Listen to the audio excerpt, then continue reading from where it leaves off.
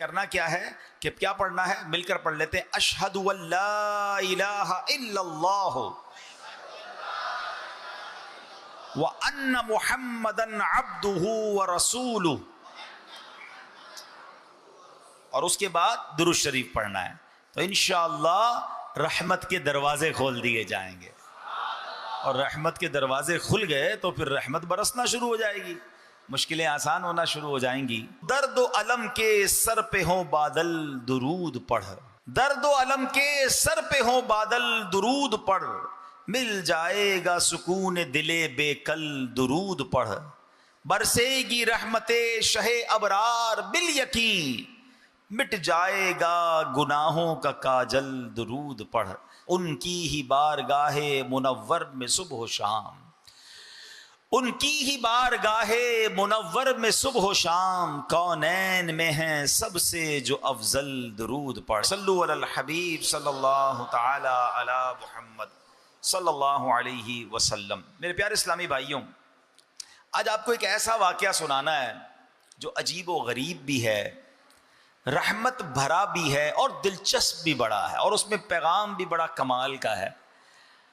امام ابن ابی دنیا یہ بہت مشہور عالم، محدث اور صوفی ہیں، 3 صدی ہجری کے بزرگ ہیں. اس کا مطلب یہ ہوا آج 15 اگر صدی ہے تو آلموسٹ 1200 سال پرانے بزرگ ہیں، 3 صدی کے بزرگ ہیں، اور امام بخاری رحمۃ اللہ تعالی علیہ کے شاگردوں میں سے ہیں. آپ نے ایک بڑی خوبصورت روایت ذکر کی. لکھتے ہیں کہ جب نبی پاک علیہ الصلوۃ والسلام معراج پر تشریف لے گئے، اس دوران میرے آقا صلی اللہ تعالی علیہ وآلہ وسلم نے ایک عجیب منظر دیکھا. منظر کیا تھا؟ فرمایا کہ میں نے عرش کے نور میں لپٹا ہوا ایک شخص دیکھا. عرش الہی کے نور میں لپٹا ہوا شخص دیکھا. میں نے پوچھا من ھذا ام ملکن؟ آقا فرماتے کون ہے یہ، کوئی فرشتہ ہے؟ کہا گیا نہیں. میں نے کہا انبی، کیا کوئی نبی ہے؟ عرض کیا گیا نہیں. میں نے پوچھا من ہوا، پھر یہ کون ہے؟ عرض کیا گیا جس کا خلاصہ یہ ہے، یہ وہ شخص ہے جس کی 3 صفات ہیں، 3 خصوصیتیں ہیں. نمبر 1، اس کی زبان ہمیشہ ذکر اللہ سے تر رہتی تھی. نمبر 2، اس کا دل مسجد میں ہی لگا رہتا تھا. اور نمبر 3، اس کی وجہ سے کبھی اس کے والدین کو برا بھلا نہیں کہا گیا. ہائے ہائے، اب ذرا غور کیجئے میرے پیارے اسلامی بھائیوں، یہ 3 اوصاف جس میں ہیں وہ کہاں ہے؟ عرش الہی کے نور سے لپٹا ہوا. یہ کتنا خوش نصیب ہوگا کہ معراج کی رات سرکار دو عالم علیہ الصلوۃ والسلام نے بھی اس شخص کو دیکھا. اللہ اکبر. نبی پاک نے ویسے بہت سارے مناظر دیکھے ہیں، نبی پاک نے بہت سارے لوگوں کو دیکھا، کچھ کو زمین کی مختلف وادیوں میں عذاب میں مبتلا دیکھا، کچھ کو جہنم میں عذاب پاتے ہوئے دیکھا، کچھ کو جنتی نعمتوں سے لطف ہوتے ہوئے ملاحظہ فرمایا.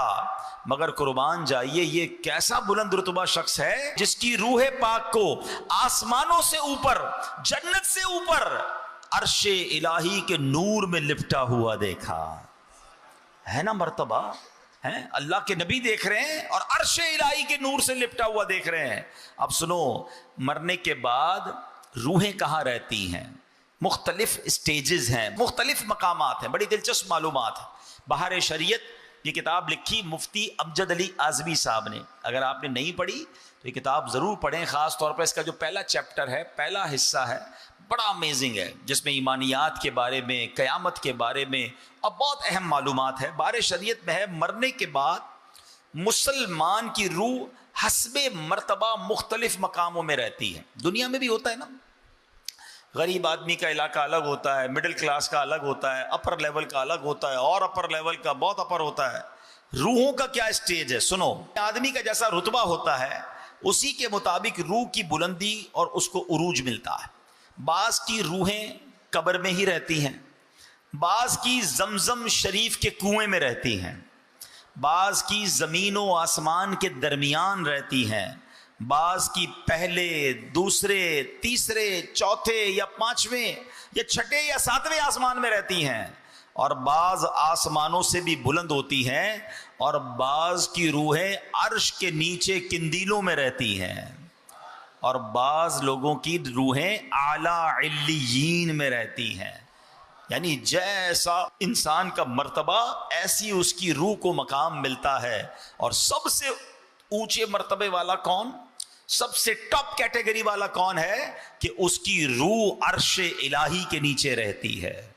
کاش ہمیں بھی یہ سعادت مل جائے کہ جب دنیا سے ہم جائیں روح جسم سے جدا ہو تو فرشتے ہماری روح کو خوشی خوشی ہاتھوں پر لیں اور ادب سے بارگاہ الہی میں حاضر کر دیں. اعلیٰ حضرت نے ایک بڑی پیاری دعا کی ہے، آؤ مل کر یہ دعا کرتے ہیں. واسطہ پیارے کا ایسا ہو کہ جو سنی مرے، واسطہ پیارے کا ایسا ہو کہ جو سنی مرے، یوں نہ فرمائیں تیرے شاہد کہ وہ فاجر گیا، عرش پر دھومیں مچیں وہ مومن صالح ملا، فرش سے ماتم اٹھے وہ طیب و طاہر گیا. اللہ ایسی ایمان والی عافیت والی موت ہمیں نصیب فرمائے. اب غور کیجئے کہ جس کی روح کو نبی پاک علیہ الصلوۃ والسلام نے زمین پر نہیں، آسمان و زمین کے درمیان نہیں، پہلے دوسرے تیسرے یا ساتویں آسمان پر نہیں، عرش الہی کے نور میں لپٹا ہوا ساتوں آسمان سے اوپر دیکھا، وہ شخص کا مرتبہ، اس کا گریڈ، اس کا درجہ کیسا ہوگا. اور نبی پاک نے جب پوچھا تو عرض کیا گیا اس کی 3 صفات تھیں. اب میں نے اور آپ نے غور کرنا ہے کہ ہماری یہ عادتیں ہیں کہ نہیں. نمبر 1، اس کی زبان ذکر الہی سے تر رہتی تھی. نمبر 2، اس کا دل مسجد میں لگا رہتا تھا. اور نمبر 3، اس کی وجہ سے اس کے ماں باپ کو کبھی گالیاں نہیں دی گئی، برا بھلا نہیں کہا گیا. اے میرے پیارے اسلامی بھائیوں، اب غور کریں تو اتنے مشکل کام تو نہیں ہے، یہ تینوں کام کوئی بہت بڑا کام تو نہیں ہے. ٹرائی کی جائے، کوشش کی جائے تو ہو سکتا ہے، مگر انعام کتنا بڑا. اللہ اکبر، عرش الہی کے نور میں لپٹا ہوا سب سے ٹاپ کیٹیگری. ہائے ہائے، تو یہ تو سودا مہنگا نہیں ہے نا. ہائے ہائے، ہیں اعلیٰ حضرت کہتے ہیں نا، وہ تو نہایت سستا سودا بیچ رہے ہیں جنت کا، وہ تو نہایت سستا سودا بیچ رہے ہیں جنت کا، ہم مفلس کیا مول چکائیں اپنا ہاتھ ہی خالی ہے. اللہ کرے کہ ہم اس مول کو اور اس سودے کو حاصل کرنے میں کامیاب ہو جائیں اور یہ درجہ ہمیں بھی حاصل ہو جائے.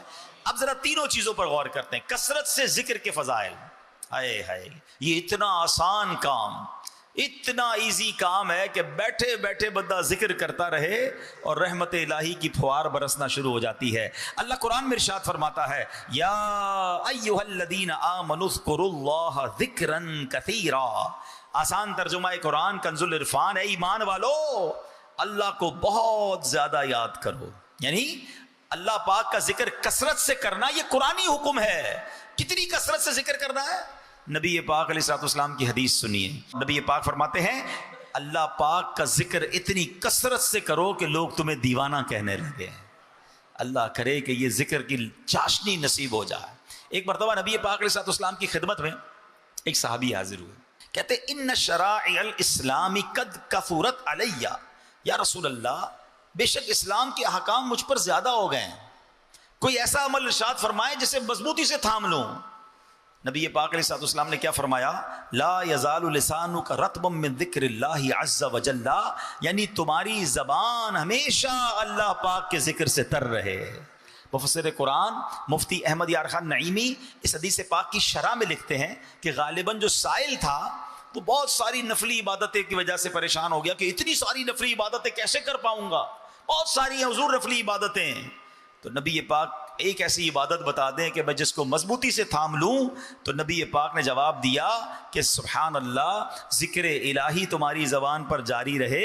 اس کا مطلب یہ ہوا کہ یہ ایسی عبادت ہے کہ یہ بہت کمال کا عمل ہے. جبھی تو نبی پاک نے فرمایا کہ بہت ساری نفلی عبادتیں ہیں نا، اگر تمہیں مشکل ہو رہی ہے تو بس اللہ کا ذکر کرنا شروع کر دو، تمہاری زبان ذکر الہی سے تر رہے. سبحان اللہ. حضرت معاذ بن جبل رضی اللہ تعالیٰ عنہ بہت عظیم صحابی ہیں. آپ کہتے ہیں کہ نبی پاک علیہ الصلوۃ والسلام سے میری آپ کی حیات میں جو آخری ملاقات ہوئی نا، ظاہری حیات میں جو لاسٹ ملاقات تھی، میں نے عرض کیا یا رسول اللہ کون سا عمل سب سے بہتر ہے اور اللہ پاک کا سب سے زیادہ قرب دلانے والا ہے، میں اللہ کے قریب ہو جاؤں، وہ کون سا عمل ہے؟ تو نبی پاک نے فرمایا اے معاذ، تمہیں موت اس حال میں آئے کہ تمہاری زبان ذکر اللہ سے تر ہو. یہ اللہ کا زیادہ قرب دلانے والا عمل ہے. اب اس کا مطلب کیا ہوا بھائی؟ موت کا ٹائم تو ہم میں سے کسی کو بھی نہیں پتا نا. تو اس کا مطلب یہ کہ ہر وقت زبان پر ذکر الہی جاری رہے, کثرت سے ذکر کرتے رہو تاکہ کبھی بھی ملک الموت آ جائے تو زبان ذکر الہی سے تر ہونی چاہیے. اچھا اگر میں آپ سے ایک سوال کروں, ہم میں سے کون ہے جو چاہتا ہے مرتے وقت زبان پر کلمہ جاری ہو؟ سبحان اللہ, سب چاہتے ہیں نا. ساری دنیا میں جب بھی سوال کرتا ہوں سارے لوگ ہاتھ اٹھا لیتے ہیں. کیوں؟ بڑی مشہور حدیث ہے کہ جس کا آخری کلام لا الہ الا اللہ ہوگا دخل الجنہ, وہ جنت میں داخل ہو جائے گا. ٹھیک ہے نا, مرتے وقت سارے کلمہ پڑھنے چاہتے ہیں. اب میں جو کہنے جا رہا ہوں ہاتھ مت اٹھائیے گا, مگر جواب خود دے دیجئے گا, دل میں جواب دیجئے گا. آج پورے دن میں کتنی بار کلمہ پاک پڑھا ہے؟ پورے ہفتے میں کتنی بار کلمہ پڑھا ہے؟ پورے مہینے میں کتنی بار آپ نے کلمہ پڑھا ہے؟ اپنے دل سے پوچھئے. مرتے وقت سب کو کلمہ چاہیے اور زندگی میں کلمہ پڑھنے کے لیے تیار نہیں ہے. آپ سوچیں نا ہمارا کتنا ٹائم ہم ضائع کر رہے ہیں, حالانکہ اس کی فضیلت کتنی ہے. ذرا مل کر کہیے سبحان اللہ, الحمدللہ, اللہ اکبر. 10 سیکنڈ نہیں لگے ہیں, ودن 10 سیکنڈز. نہ پسینہ بہا ہے آپ کا, نہ آپ کھڑے ہوئے ہیں, نہ آپ نے کوئی محنت کی ہے, ہم ادھر ہی بیٹھے ہیں. ارے اتنی دیر میں دنیا میں کیا کما سکتے ہو؟ میرے نبی کے سچے وعدے ہیں, جو ایک بار سبحان اللہ کہے جنت میں درخت لگا دیا جاتا ہے, ایک بار الحمدللہ کہے جنت میں درخت لگا دیا جاتا ہے, ایک بار اللہ اکبر کہے جنت میں درخت لگ جاتا ہے. لوگ کہتے ہیں حضور کوئی وظیفہ بتا دیں, بڑا کمال کا وظیفہ بتا دیں, بس کچھ آج بتا دیں. میں کون ہوتا ہوں بتانے والا؟ آؤ نا نبی پاک کی حدیث سناتا ہوں, اور سنو اللہ کے حبیب کیا فرماتے ہیں. دا بیسٹ وظیفہ, سب سے افضل وظیفہ, آقا فرماتے افضل الذکر لا الہ الا اللہ. سب سے افضل ذکر کیا ہے؟ لا الہ الا اللہ. وظیفہ تو ملا ہوا ہے, پڑھنے کا ٹائم نہیں ہے, فضول باتیں کروا لیں, گھنٹوں بحث کروا لیں. اچھا اب میں دل پر چوٹ کرتا ہوں, اگر آج یہ اعلان ہو جائے گلشن معمار میں یا آس پاس سے بڑے گاؤں گوٹھوں سے بھی لگتا ہے لوگ آئے ہیں ماشاءاللہ, کہ جناب آج کے بعد, یا چلے آج رات کا ہی اعلان کر دیتا ہوں, مسجد کا دروازہ بند کرتے ہیں, جو آج رات میں جتنی بار سبحان اللہ کہے گا اتنے 1000 روپے ملیں گے, ہیں جو جتنی بار کلمہ پاک پڑھے گا اتنے 5000 روپے ملیں گے. فجر تک تو کوئی نکلے گا ہی نہیں مسجد سے باہر, تسبیح ہاتھ میں, موبائل بھی بند کر دیں گے. گھر والوں کو کہیں گے خبردار کسی نے فون کیا, آج رات کروڑ پتی بن کے آنا ہے میں نے, اتنے پڑھ لوں گا آج رات میں. تو یار کمال ہے, دنیا کے 1000 روپے ملے, دنیا کا انعام ملے, ہماری تسبیح نیچے نہ جائے. میرے نبی کا سچا وعدہ ہے, ہر سبحان اللہ پر جنت میں درخت لگا دیا جاتا ہے. ہم سارے مل جائیں نا, جتنے بیٹھے ہیں سارے اپنے پیسے ملا لیں, ہم مل کر جنت میں ایک درخت نہیں خرید سکتے, ہے نا.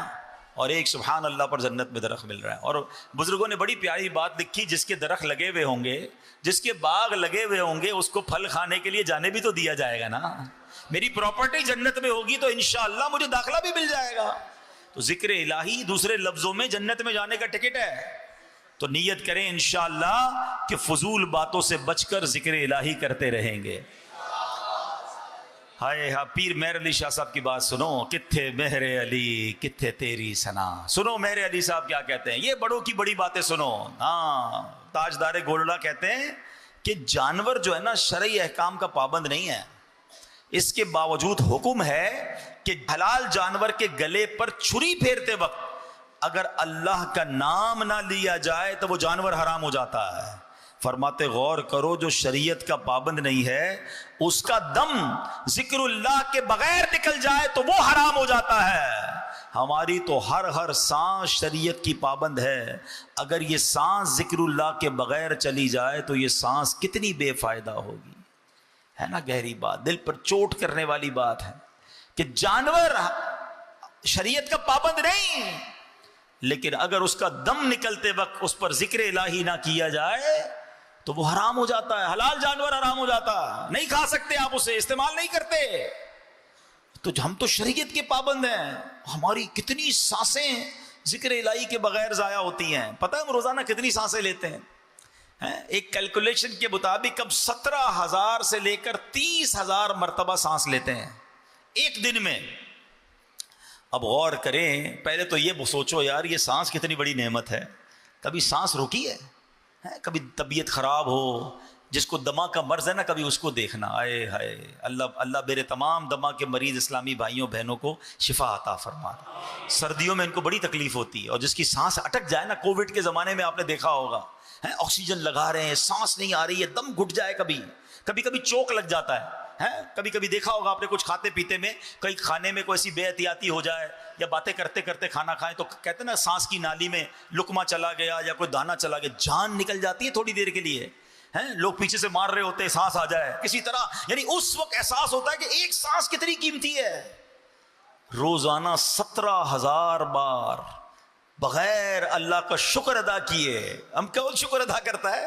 یہ 17,000 سانسیں اندر بھی گئیں، اور جو زیادہ سانس لیتے ہیں، جن کی جناب بھاگ دوڑ کی عادت ہے، کہتے ہیں کہ کیلکولیشن ہے کہ 17,000 سے لے کر 30,000 تک بیچ میں کوئی بھی کیلکولیشن بن سکتی ہے، کوئی 18,000 لیتا ہوگا، کوئی 20,000 سانسیں، 20,000 سانسیں اندر گئیں روز، 20,000 بار باہر نکلی، ایک بار رک جائے تو زندگی ختم ہو جائے گی۔ سانس رکے زندگی ختم، سانسیں ہی تو زندگی ہے نا، آ گئی تو زندگی، چلی گئی تو موت ہے، یہی تو سانس ہے۔ خدا کی قسم روز 17,000 بار تو شکر ادا کرنا چاہیے تھا، مگر یہ زبان ہے جو شکوے کرتے نہیں تھکتی ہے، بغیر پیسوں کے اللہ نے سانس دی ہے، ہر سانس پر ٹیکس لگا دیا جائے، پیسے ہی نہیں رکھتے نا، فری میں اندر بھی جا رہی ہے باہر بھی نکل رہی ہے، آکسیجن اندر، کاربن ڈائی آکسائڈ باہر۔ میرا موضوع نہیں ہے، ورنہ میں نے ایک بیان اس پر کیا تھا، کبھی موقع ملے گا دوبارہ آپ کو بتاؤں گا کہ آپ اگر جو سائنس کے اسٹوڈنٹ ہیں نا، ان سے پوچھئے گا، انٹرنیٹ پہ اب تو سرچ کر لیں، بڑا آسان ہو گیا ہے، کہ اس ہوا سے آکسیجن نکالنا اور کاربن ڈائی آکسائڈ کو الگ کرنا یہ کتنا مہنگا کام ہے، یہ پورا پلانٹ ہے۔ کووڈ کے زمانے میں مشینیں آئی تھی نا کہ جناب جس کے ذریعے آکسیجن ملتی تھی، کیا تھا؟ پورا پلانٹ تھا نا، اللہ نے اندر یہ پلانٹ فٹ کیا ہوا ہے، کوئی قیمت نہیں دے رہے ہم، فری میں سانسیں آ رہی ہیں۔ وہ بڑا مشہور ایک عرب شریف کے ایک بندے کی پوسٹ مشہور ہوئی تھی کہ ایک بندہ جو تھا اس کو پرابلم آیا سانس کا کووڈ کے زمانے میں، تو 18-20 دن ہاسپٹل میں رہا، اس کا بل بن گیا پاکستانی کوئی 25-30 لاکھ روپے، بہت مالدار آدمی تھا۔ جب بل ہاتھ میں آیا تو رونے لگا، ڈاکٹر سمجھے پیسے نہیں ہیں، کہ بھائی جان اگر پیسے نہیں ڈسکاؤنٹ دے دیتے، رو کیوں رہے ہیں؟ کہتے پیسے بہت ہیں میرے پاس، مگر یہ سوچ رہا ہوں 18-20 دن ہاسپٹل میں رہا، میرا 15-20 لاکھ روپے بل بن گیا، مجھے اللہ نے 72 سال سے فری میں سانسیں دی ہیں، فری میں آکسیجن دی ہے، میں اللہ کا کتنا بڑا مقروض ہو گیا ہوں، میں ادھر کیسے جواب دوں گا؟ اور یہ تو ایک نعمت ہے، آنکھوں کا جواب، زبان کا جواب، ہضم ہو رہا ہے، پی رہا ہوں پانی فری میں، ہاتھ کام کر رہے ہیں، زبان کام کر رہی ہے، سن رہا ہوں پراپرلی، کس نعمت کا شکر ادا، کیسے جواب دوں گا؟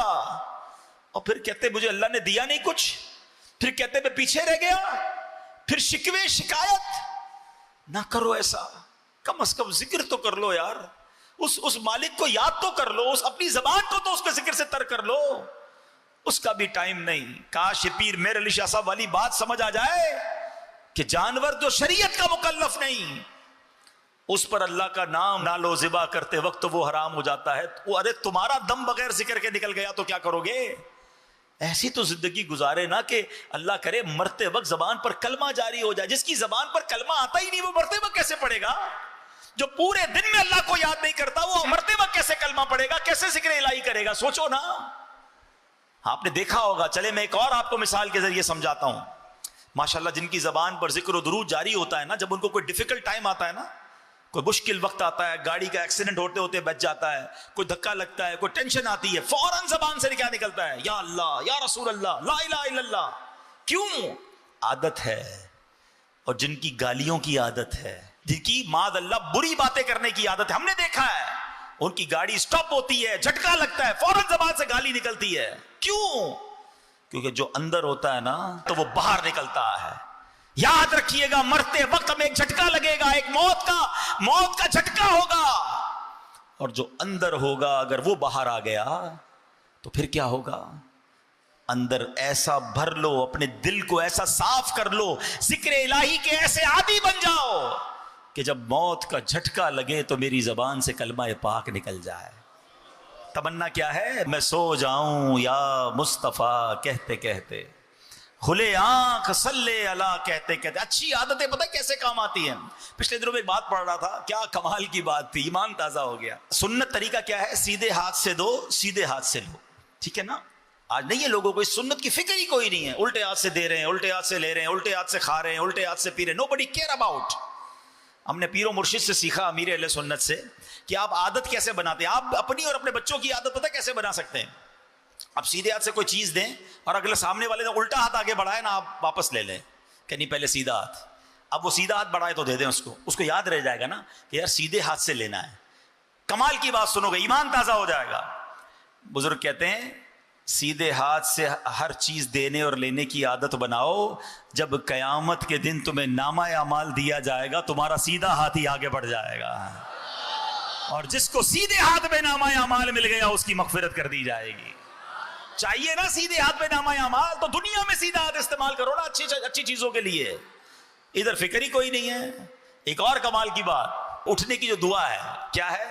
الحمدللہ الذی احیانا بعد ما اماتنا والیہ النشور. کیا پیاری دعا. اللہ یہ دعا ہی سمجھ آ جائے نا تو ایمان تازہ ہو جاتا ہے. اس بندے کو میسج مل رہا ہے, اس رب کی مہربانی, اس رب کا شکر جس نے مرنے کے بعد مجھے زندہ کیا.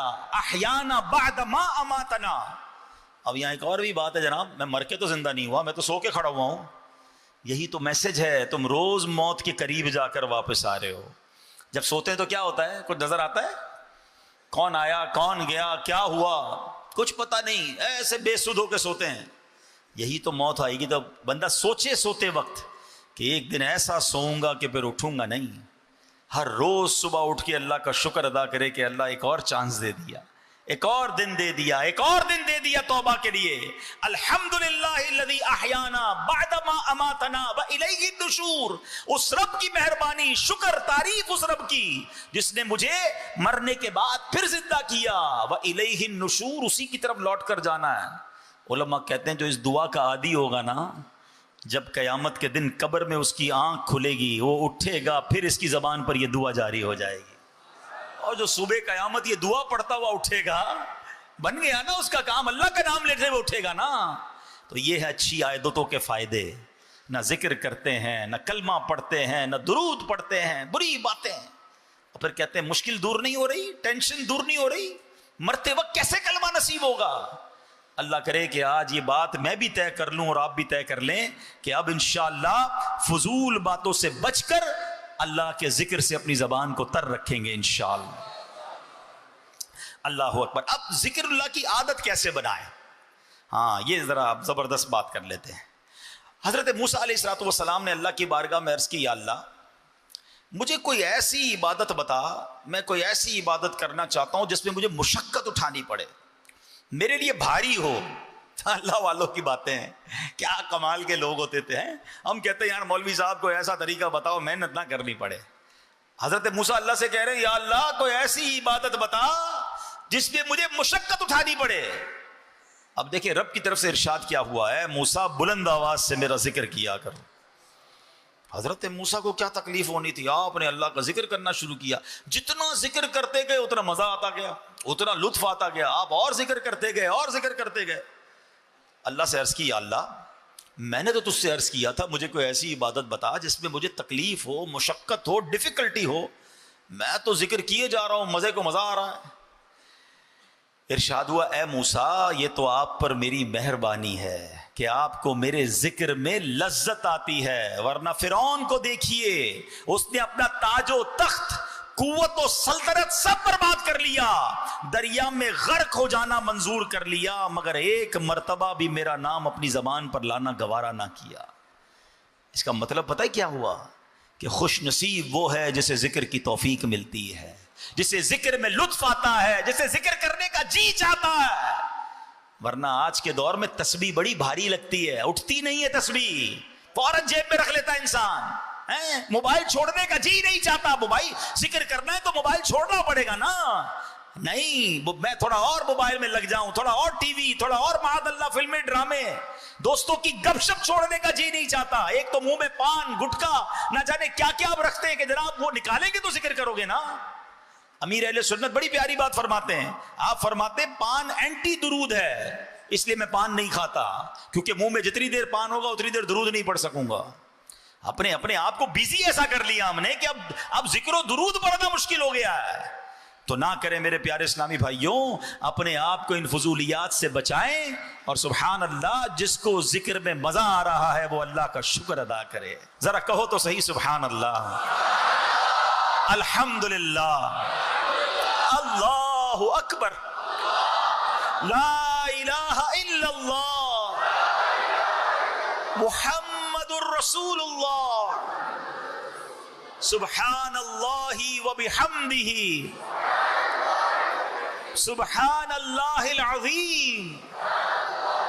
ہائے ہائے، کیسا پیارا ذکر ہے، کرتے جاؤ، ایسا لگتا ہے رحمت کے دریا میں تیر رہے۔ اور جس کو نہیں مزہ آ رہا نا، وہ چیک کرے کہ اندر بیماری ہے، مجھے ذکر میں کیوں لطف نہیں آ رہا، مالک کا نام لیتے ہوئے مزہ نہیں آ رہا۔ اللہ کا نام پتہ ہے کیسا ہے؟ ہاں، اللہ کے نام کے راز بھی کمال کے ہیں۔ اللہ لکھو نا، الف لام لام ہا، الف نکال دو، کیا بن جائے گا؟ للہ۔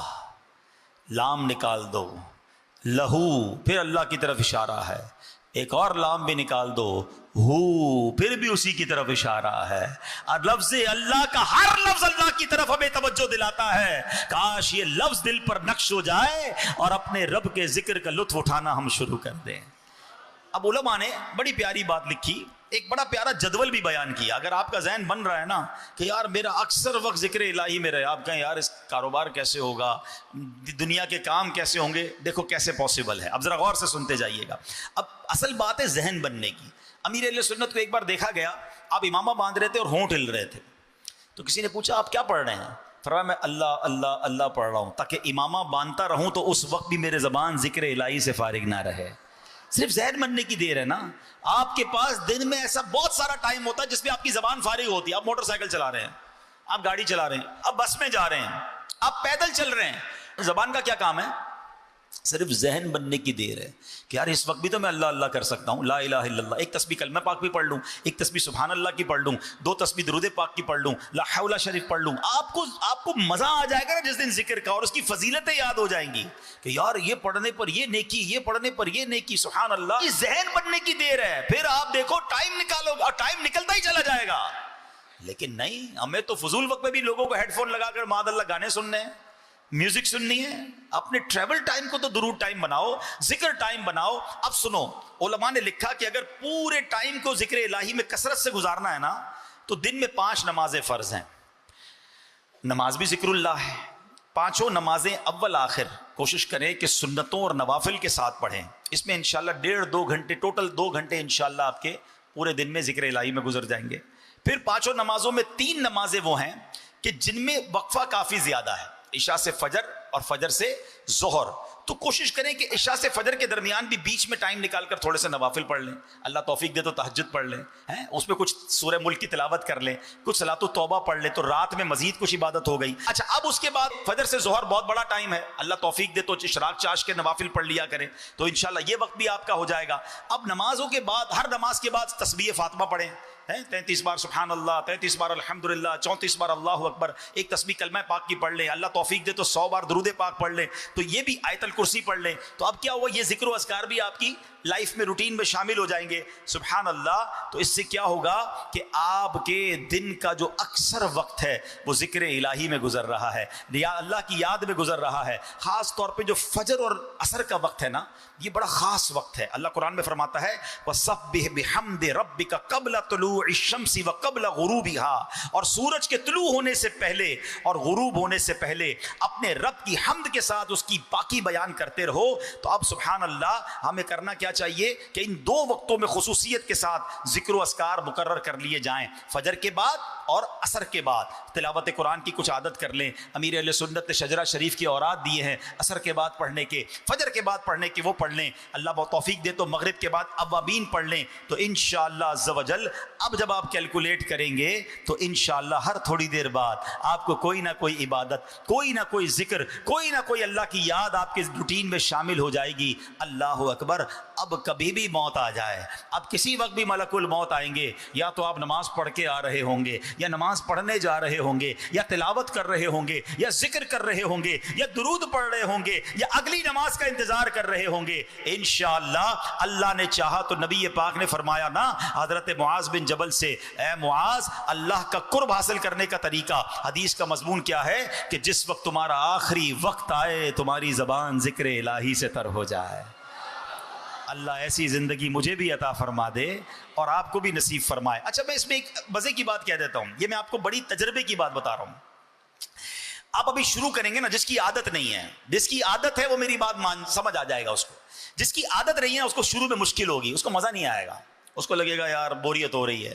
دیکھیں اس کو اس طرح سمجھیے، جب آپ کو بخار ہوتا ہے، کئیوں کو بخار ہوتا رہتا ہے، طبیعت خراب ہو جائے، کھانا اچھا لگتا ہے؟ بتاؤ نا۔ آپ کے گھر والے آپ کی فیوریٹ ڈش بنا دیں، آپ کو بریانی پسند ہے وہ بریانی بنا دیں، آپ کو جو میٹھا گاجر کا حلوہ پسند ہے وہ بنا دیں، منہ میں پانی نہیں آ رہا ہو، ٹھیک ہے نا، سمجھانے کے لیے بتا رہا ہوں، تو پھر کیا ہوگا؟ اس دن بخار ہو، منہ کڑوا ہو، اپنا پسند کا حلوہ بھی اچھا نہیں لگتا، اپنی پسند کی بریانی بھی اچھی نہیں لگتی، بلکہ گھر والے بھی اچھے نہیں لگتے، ایسا ہی ہے۔ مگر کیا گھر والوں کو چھوڑ کے بھاگ جاتے ہو؟ بچوں کو گھر سے باہر نکال دیتے ہو، یا کھانا چھوڑ دیتے؟ نہیں، بندہ کہتا ہے منہ کڑوا بے شک ہے، کھاتے رہو، دوائی بھی لیتے رہو، تھوڑے دنوں بعد جب طبیعت ٹھیک ہو جائے گی تو بریانی بھی اچھی لگے گی، گاجر کا حلوہ بھی اچھا لگے گا، بچے بھی اچھے لگیں گے۔ ہمیں پتہ ہوتا ہے بیماری ہے، جیسے ہی بیماری دور ہوگی یہ سب چیزوں کا ٹیسٹ آنا شروع ہو جائے گا۔ ایسا ہی ہے، جس کو تلاوت کا ٹیسٹ نہیں آ رہا، جس کو ذکر کا لطف نہیں آ رہا، جس کو درود میں چاشنی نہیں مل رہی، جس کو نعت سن کر آنکھوں میں آنسو نہیں آ رہے، خدا کے واسطے چھوڑ کر مت چلے جانا، پڑھتے رہنا، ذکر کرتے رہنا، تھوڑے دنوں بعد آپ محسوس کریں گے بیماری دور ہو رہی ہے، لذت آنا شروع ہو گئی ہے، لطف آنا شروع ہو گیا ہے، آنسو نکلنا شروع ہو گئے ہیں، چاشنی ملنا شروع ہو گئی ہے۔ خدا کی قسم، جن کو ذکر الہی کا لطف آ جائے نا، جن کو درود پڑھنے کی چاشنی مل جائے، جن کو تلاوت کا شوق مل جائے، جن کو دعا کی لذت مل جائے، پھر ان کا دل بھرتا نہیں اللہ کی عبادت سے۔ تو آج یہ نیت کرنا ہے کہ ابھی شروع میں لطف آئے نہ آئے، ہمیں اس کی لذت ملے نہ ملے، انشاءاللہ آج سے ہم کثرت سے ذکر الہی کرنا شروع کر دیں گے انشاءاللہ۔ ہمارے نیک اعمال میں بہت سارے وظائف امیر اہل سنت نے عطا فرمائے، انشاءاللہ اس کو بھی کریں گے۔ دیکھیں ماشاءاللہ خصوصی اسلامی بھائی بھی نیت کر رہے ہیں نا انشاءاللہ۔ یہ ہے آپ کی میری دعوت اسلامی، جن کو ماشاءاللہ نہ بولنا آتا ہے نہ سننا آتا ہے، یہ ہمارا پورا بیان ان کو اشاروں کے ذریعے سمجھا رہے ہیں، اور ماشاءاللہ ہمارے وہ بھائی بھی نیت کر رہے ہیں کہ اب وہ اشاروں سے اللہ کا ذکر کریں گے۔ یار ان کو دیکھ کر کتنا شکر ادا کرنے کا جی چاہتا ہے۔ یہ اللہ کا ذکر بھی اشارے سے کریں گے، زبان سے نہیں کر سکتے۔ مجھے زبان دی ہے پھر بھی میں اللہ کا ذکر نہ کروں، یار خدا کی قسم شرم آنی چاہیے۔ جس اللہ نے زبان دی ہے ذکر کے لیے، وہ زبان ذکر کیوں نہیں کرتی؟ یہ بے حیائی کی باتوں کے لیے تو زبان نہیں دی، بری باتیں سننے کے لیے تو کان نہیں دیے، یہ آنکھیں حرام دیکھنے کے لیے تو اللہ نے نہیں دی۔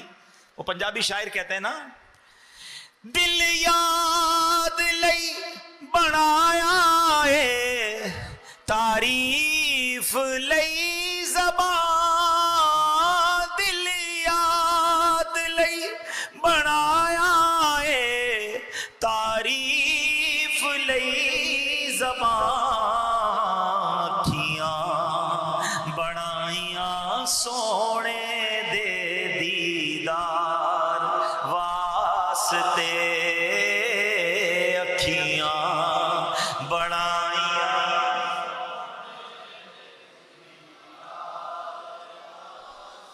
صلو علی الحبیب۔ اچھا ذکر الہی اور درود پاک طے ہو گیا انشاءاللہ، فضول باتوں سے بچیں گے انشاءاللہ، روزانہ کثرت سے درود پڑھیں گے، روزانہ کثرت سے کلمہ پاک پڑھیں گے انشاءاللہ۔ آپ بس ذکر میں دل لگا لو، آپ اگر یہ ذہن بنا لو نا، ہر سبحان اللہ پر جنت میں درخت لگ رہا ہے، ہر درود پر 10 رحمتیں، 10 گناہ معاف، 10 درجے بلند، اور اپنے آپ کو چوٹ دیا کرو کہ یار پیسے ملتے تو پڑھتا کہ نہیں پڑھتا ہے، اور اب نہیں پڑھ رہا تو پھر انشاءاللہ ذہن بن جائے گا انشاءاللہ۔ اب آتے ہیں، 3 کام تھے نا، یہ تو ہو گیا ذکر الہی، اس نور والے نور میں لپٹے ہوئے آدمی کے 3 اوصاف تھے نا، اس کی زبان ذکر الہی سے تر رہتی تھی۔ دوسرا اس کا عمل کیا تھا؟ اس کا دل مسجد میں لگا رہتا تھا. ہائے ہائے، بخاری اور مسلم کی حدیث ہے، قیامت کے دن وہ 7 لوگ جو اللہ کے عرش کے سائے میں ہوں گے، ان میں ایک وہ ہوگا جس کا دل مسجد میں لگا رہتا ہے. اللہ کے عرش کا سایہ سمجھتے ہو؟ سورج 1 میل پر، زمین تابے کی، گرمی سے برا حال، اور اللہ کے عرش کے سائے کے سوا کوئی سایہ نہیں ہوگا. جو 7 قسم کے خوش نصیب ہوں گے ان میں ایک وہ ہے جس کا دل مسجد میں لگا رہے. اس کا مطلب کیا ہے؟ علماء نے لکھا کہ ایک تو مسجد میں نمازوں کے لیے جاتا رہے، اور جب مسجد سے گھر جائے نا، کاروبار پر جائے، باہر جائے، پھر دل مسجد میں لگا رہے. یار اب اگلی نماز کب ہوگی؟ کچھ لوگوں کا دل کہاں ہوتا ہے؟ گھر لگا ہوتا ہے. یار گھر کب جائیں گے؟ جلدی کاروبار ختم ہو، گھر جانا ہے، بچے ہیں، فیملی ہے. جیسا گھر جانے کا جی چاہتا ہے نا، گھر میں دل لگا رہتا ہے. کاش ہمارا مسجد میں دل لگا رہے کہ ہر تھوڑی دیر بعد یہی خیال آئے کہ مسجد میں کب جانا ہے. اب یہاں پرابلم یہ ہے کہ مسجد میں دل لگا رہنا یہ تو چند لوگوں کا معاملہ ہے، ورنہ بہت بڑی تعداد وہ ہے جن کا مسجد میں آ کر بھی بھاگنے کو جی چاہتا ہے. مسجد میں آتے ہیں تو بھی بے سکون ہوتے ہیں. مسجد میں آتے بھی ہفتے میں 1 بار ہیں. کچھ لوگ تو جمعے کو ہی آتے ہیں نا، باقی آتے ہی نہیں ہیں. اور بد نصیب کچھ تو ایسے ہیں جو جمعے کو بھی نہیں آتے، عید کی نماز میں آتے ہیں. 15 شعبان کو کیا ہوا؟ پوری مسجدیں بھر گئیں، پورے کراچی کی، پوری دنیا کی مسجدوں میں رش. پھر 16 شعبان خالی ہو گئیں. ایسا کیوں کرتے ہو بھائی؟ آئیں تو پھر آ جاؤ نا یار، کتنا سکون ہے اللہ کے گھر میں. تو اس بار نیت کریں کہ رمضانوں میں بھی آئیں گے، رمضانوں کے بعد بھی مسجد سے ہمارا انشاءاللہ رابطہ رہے گا انشاءاللہ. اب مسجد چھوڑ کے نہیں جائیں گے انشاءاللہ. ہاں، اللہ کے حبیب علیہ الصلوۃ والسلام کی حدیث سن لو، جن کا مسجد میں دل لگتا ہے. نبی پاک نے فرمایا جس طرح کوئی شخص کھو جائے، اس کے گھر والے اسے تلاش کرتے پھرے مگر اس کا کہیں پتہ نہ چلے، پھر کافی عرصے بعد وہ کھویا ہوا شخص گھر واپس آئے تو جتنی خوشی ان گھر والوں کو ہوتی ہے، اللہ پاک اس بندے سے اتنا ہی خوش ہوتا ہے جو مسجد کو ذکر و نماز کے لیے اپنا گھر بنا لیتا ہے. گھر کا مطلب یہ نہیں بندہ ادھر ہی کھانا پینا رہنا شروع، مطلب یہ کہ اس کا دل یہی لگا. جس طرح گھر جانے کو جی چاہتا ہے، اس کا دل بس مسجد میں لگا رہے، مسجد میں انشاءاللہ بسیرا رہے، مسجد میں آتا رہے. اس طرح کی روایتیں بھی ملتی ہیں کہ جو پابندی سے نماز پڑھنے آتا ہے، کسی دن غیر حاضر ہو، فرشتے ڈھونڈنے نکلتے ہیں اسے. ہائے ہائے کیسے خوش نصیب ہیں. تو اللہ مجھے بھی یہ توفیق دے، آپ کو بھی یہ توفیق دے کہ انشاءاللہ اب مسجد کے ساتھ ہمارا تعلق مضبوط ہوگا انشاءاللہ. وہ سارے عاشقان رسول میری بات غور سے سنیں. ادھر روتے ہیں یا اللہ کعبہ دکھا دے، مدینہ دکھا دے، تڑپتے ہیں. ادھر جا کے کتنی دیر بیٹھتے ہو مسجد نبوی شریف میں؟ کتنی دیر مسجد الحرام میں بیٹھتے؟ کیلکولیٹ کریں کہ پورے 24 گھنٹے میں کتنے گھنٹے بیٹھا. اب آپ کو لگ رہا ہوگا بہت دیر بیٹھا، کیلکولیٹ کر لیں کتنے گھنٹے. مشکل سے 3 گھنٹے 4 گھنٹے، بڑی بات ہو گئی تو 5 گھنٹے. یار گیا تو 24 گھنٹے کے لیے تھا. ٹھیک ہے، آرام کرنے کے لیے گھر چلے جاتے، روم میں چلے جاتے، باقی وقت کہاں گزرا؟ پرابلم پتہ ہی کیا ہے ہمارا؟ میں آپ کو بڑی گہری بات کرنے جا رہا ہوں، یہ میں تجربے کی بات کر رہا ہوں. ہماری مسجد میں بیٹھنے کی عادت ہی نہیں ہے. ہم پاکستان میں نہیں بیٹھتے تو وہاں جا کے کیسے بیٹھیں گے؟ ہمیں باہر گھومنے کا بہت شوق ہے. مسجد میں آدھا گھنٹہ بیٹھے پھر کھڑے ہونے کو جی چاہتا ہے. پھر ادھر ادھر بندہ دیکھتا ہے، کوئی جاننے والا نظر نہیں آ رہا، کوئی دوست نظر نہیں آ رہا ہے. وہاں بھی یہی ہو رہا ہوتا ہے، ساتھی ڈھونڈیں گے، دوست ڈھونڈیں گے. مسجد نبوی میں بیٹھ کر بھی فضول باتیں. مسجد الحرام میں بیٹھ کر آدھے 1 گھنٹے کے بعد ہماری طبیعت بیٹھنے کو دیتی ہی نہیں ہمیں. اللہ کرے کہ مسجد والے بن جائیں، مسجد میں سکون مل جائے، بیٹھے تو کھڑے ہونے کو جی نہ چاہے. اور یہ نصیب والوں کو ملتا ہے، شروع میں نہیں ملے گا. جو اس بار مکے مدینے جا رہے ہیں میری بات نوٹ کر کے جانا. اگر آپ مسجد الحرام میں بیٹھے ہیں، مسجد نبوی میں بیٹھے اور اٹھنے کو جی چاہے نا، پھر بٹھاؤ اپنے آپ کو. واش روم جانا ہے، وضو کر کے پھر بٹھاؤ اپنے آپ کو. نیند آ رہی ہے، پھر بٹھاؤ اپنے آپ کو. تھوڑے دن لگیں گے. میں نے کہا نا ابھی دل میں وہ رمق نہیں آئی ہے، ابھی وہ چیز اندر موجود ہے. جس دن یہ نکل گیا نا، پھر دیکھو تو آپ کو مسجد نبوی کے بغیر چین ہی کہیں نہیں آئے گا. پڑے ہی رہنے سے کام ہوگا. ارے ان کے در کے سوا اور کیا ہے، ادھر پڑے رہو انشاءاللہ. وہ کہتے نا فقیر بیٹھا ہی رہے، دروازے سے اٹھے ہی نہ تو مالک کہتا یہ تو جا ہی نہیں رہا، اس کی جھولی بھر دو. ارے سرکار کے در کے سوا جانا کدھر ہے؟ اگر چلے گئے ہو مسجد نبوی میں، اب نہ بازار میں جانا ہے، اب نہ شاپنگ کرنی ہے، اب نہ دوستوں سے ملنا ہے. ارے یہ سارے کام پوری دنیا میں ہو سکتے ہیں، مگر خدا کی قسم گنبد خضرا کہیں اور نہیں ہے، خدا کی قسم روضہ رسول کہیں اور نہیں ہے، کعبہ مشرفہ کہیں اور نہیں ہے. ارے تمہاری तुम्हारी आंखें काबे को देख रही हैं, करोड़ों आंखें तड़प रही हैं काबे को देखने के लिए। अगर तुम्हें रब ने पहुंचा दिया है तो क्यों खड़े होना है? थक गए हो तो वहीं बैठ जाओ, फिर वुजू करो, फिर बैठ जाओ। कभी तिलावत करो, कभी तस्बीह पढ़ो, कभी नवाफिल पढ़ो, कभी दुरूद पढ़ो। इंशाअल्लाह कुछ दिन जरूर लगेंगे, मगर जब दिल साफ होगा, इस जगह की बरकतें दिल पर तारी होना शुरू होंगी, फिर देखो कैसी बरकतें मिलती हैं। अल्लाह मुझे और आपको अपने वतन में भी मस्जिद में बैठना नसीब फरमाए, अपने घर में बैठना नसीब फरमाए, और हरमैन तय्यबैन में भी ए अल्लाह हमें कसरत के साथ मस्जिदैन करीमैन में बैठना नसीब फरमा, बरकतें लूटना नसीब फरमा। हमें ए अल्लाह सुकून इत्मीनान के साथ बैठकर इबादतें करने की तौफीक अता फरमा। अब एक और बात, मस्जिद की बात चली है, क्योंकि रमजान में माशाअल्लाह बहुत मस्जिदों में आना जाना होता है। देखो मस्जिद अल्लाह का घर है, बेअदबी मत करना। हाँ, एक बड़ा मसला है, लोग मस्जिद में आते हैं और इसको बड़ा ऑर्डिनरी लेते हैं। ये अल्लाह का घर है यार, यहाँ आप तैयार होके नहीं आते क्या? शादियों में ऐसे जाते हो क्या? बड़े आदमी के घर पे ऐसे ही मुंह उठा के चले जाते हैं? कपड़े भी देखते हैं, बाल भी देखते हैं, खुशबू भी लगाते हैं, और मस्जिद में पसीने वाले कपड़े लेकर, मैकेनिक आ रहा है तो उसके कपड़ों से बू आ रही है?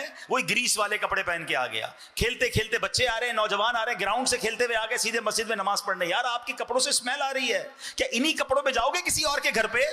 गिरेबान खुले हुए हैं, अजीब अजीब अब तो कपड़े पहन के लोग आ रहे हैं, मैं बता नहीं पा रहा, शॉर्ट्स पहन के आ जाते हैं मस्जिद में। यार आप किसी इज्जतदार घराने में इस लिबास में नहीं जा सकते, अल्लाह के घर में आ गए, फिर कहते मेरी दुआएं कबूल नहीं होती। बेअदबी है ये। जब आपसे बदबू आ रही है आपके लिबास और आपके मुंह से, मस्जिद में आना ही जायज नहीं है। यार अल्लाह के घर में आयो इज्जत के साथ, इकराम के साथ, वुजू करके, खुशबू लगाकर, बाल बनाकर, अच्छे तरीके से, जितना इज्जत के साथ, इकराम के साथ। बुजुर्गों ने नमाज पढ़ने के लिए अलग लिबास रखे हुए थे, शानदार खुशबू लगाकर नमाजें पढ़ते थे। हमने खुशबू रखी हुई है दावत में जाने के लिए, फला दोस्त से मिलने के लिए, मस्जिद के लिए नहीं। जेब में इतर रखे कि नमाज से पहले लगाऊं, नमाज की ताजीम, मस्जिद की ताजीम की नीयत से। अरे ये इज्जतें आपको किधर पहुंचा देंगी, आपको पता ही नहीं है। अल्लाह के घर का इकराम करो, अल्लाह तुम्हारी झोलियों को भर देगा। तो रमजान में इस बार ये मत करना, आए जरूर मगर इज्जत के साथ, मोहब्बत के साथ, तैयारी के साथ। फिर मस्जिद में आते हैं तो फजूल बात करते हैं।